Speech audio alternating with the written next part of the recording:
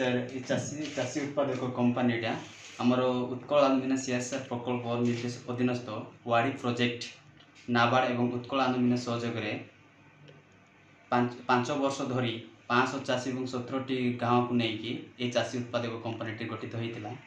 ये चाषी उत्पादक कंपानी बिलमाल वाड़ी प्रोजेक्ट नहीं आरंभ हो काशीपुर ब्लॉक तथा उत्कल आलुमिना निर्देशक अनुसार यही कंपानी चाषी आम अंचल चाषी मान उन्नति निमंते चाषी कंपानी खोल जहाँकि से उन्नतमूलक सार तथा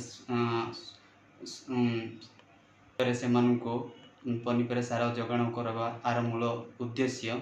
ये चाषी उत्पादक कंपानी रे वर्तमान 130 शेयर होल्डर बा उपभोक्ता अच्छा विभिन्न अंचल काशीपुर ब्लॉक निर्देशक गण अच्छे। एठारे मुख्यतः 10 जन निर्देशक अच्छा से माने विभिन्न डी करल टिकिरी बिलामाल रेंगनासिल आउ सुरगुंजा अंचल डायरेक्टर गुड़ाक एठारे अच्छा। ये चाषी उत्पादक कंपानी 23 फेब्रुआरी 2024 गठित होता एवं यह चाषी मान उन्नति निमंते कार्य करुँची अंचल।